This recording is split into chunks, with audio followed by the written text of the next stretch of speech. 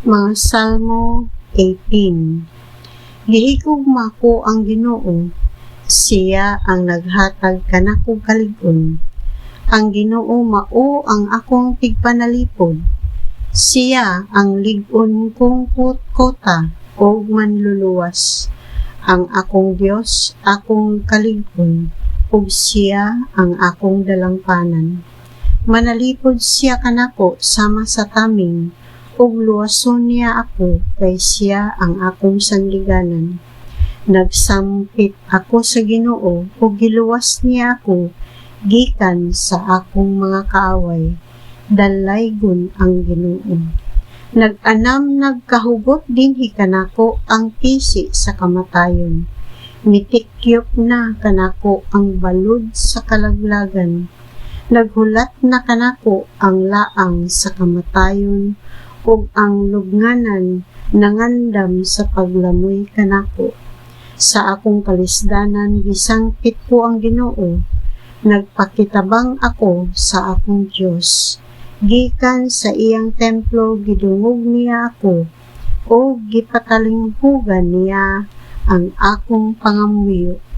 Unya nauyog ang yuta, ang mga patukuranan sa kabukiran nga tay og usab, kay nasuko man ang Dios. Mibulhot ang aso gikan sa iyang ilong, ug migula sa iyang bakba ang kalayo ug baga nga nagdilaab. Gitukas niya ang langit, ug mikunsad siya sinapnay sa naglugitom nga dag-om. Misakay siya sa kirubin, ug tulin siyang milupad sakay sa mga pako sa hangin. Gihimo niyang salipod ang kangit-ngit, ug giputos siya sa mabagang dag-om. Gikan sa kahayag diha sa iyang atubangan, migula ang mga yelo, ug nagdilaab nga baga ug mitadlas sa bagang dag-om. Unya misinggit ang Ginoo gikan sa kalangitan, ug milanog ang tingog sa labing halangdon. Gipana niya ang iyang mga kaaway, ug nagkatibulaag sila. Gipakilat niya ang nanagan, ug nanagan sila. Unya nadayag ang kahiladman sa dagat, ug nakita ang mga sukaranan sa yuta. Sa imong pagbadlong sa imong mga kaaway, o Ginoo, nangusmo ikaw sa kasuko. Gikan sa langit, gikab-ot niya ako, o gikuha gikan sa lalom nga tubig. Giluwas niya ako gikan sa gamhanan kong mga kaaway, ug sa tanang nagdumot kanako, kay wala ako'y dag-anan kanila. Sa dihang nagkalisod-lisod ako, mihasmag sila kanako, apan gipanalipdan ako sa Ginoo. Gilikay niya ako sa katalagman, ug giluwas, kay nahiimuot man siya kanako. Gigantihan ako sa Ginoo, kay matarong man ako. Gipanalanginan niya ako, kay dili man ako sad-an. Gituman ko ang balaod sa Ginoo, ug wala ako mosupil sa akong Dios. Gibuhat ko ang tanan niyang sugo, ug wala ko supaka ang iyang pagbuot. Nasayod siya nga wala ako maglapas, ug gilikayan ko ang dautan.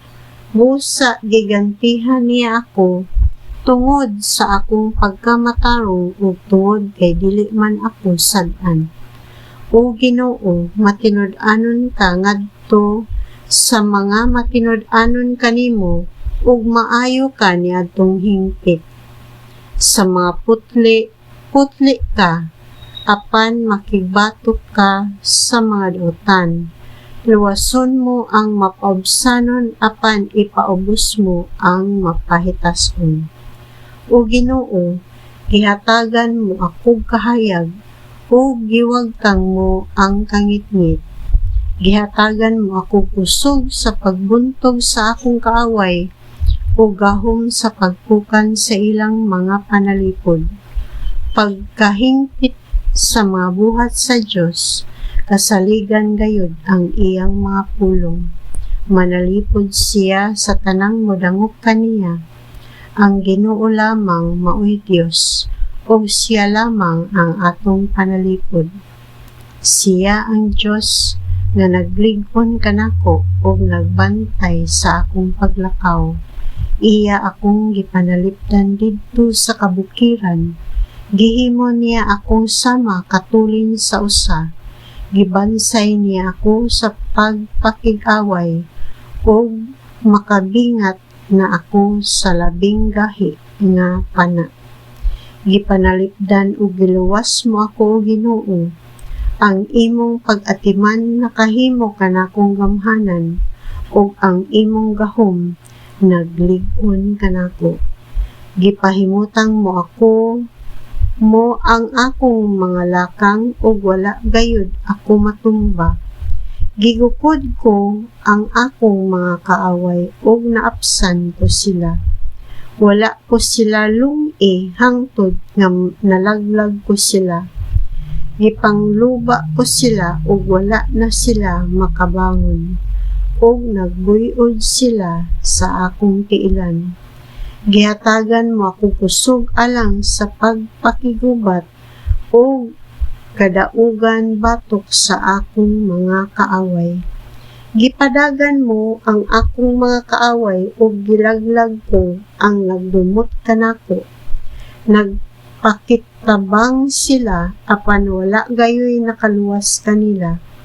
Misangpit sila sa Ginoo apan wala siya motubag. Gidugmo ko sila sama sa abog nga gipadpad sa hangin. Giyabo ko sila sama sa lapok sa kadalanan. Giluwas mo ako gikan sa masupilong katawhan o gihimo mo ako nga hari sa kanasuran. Ang wala nako hiilhi kaniadto karon ako ng mga alagad. Inig kadungog nila kanako, musugot dayon sila sa akong sugo. Ang mga langyaw mo yukbo kanako.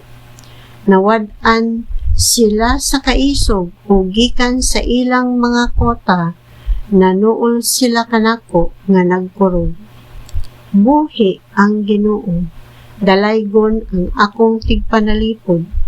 Isangyaw ang pagkagamhanan sa Dios nga akong manluluwas.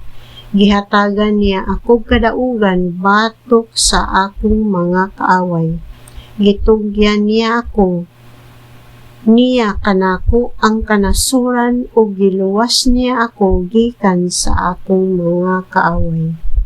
Gihimo niya akong madaugon o gipanalipdan niya ako gikan sa bangis nga mga tawo. Busa o Ginoo, daygon ko ikaw taliwala sa kanasuran o awitag mga pagdayeg.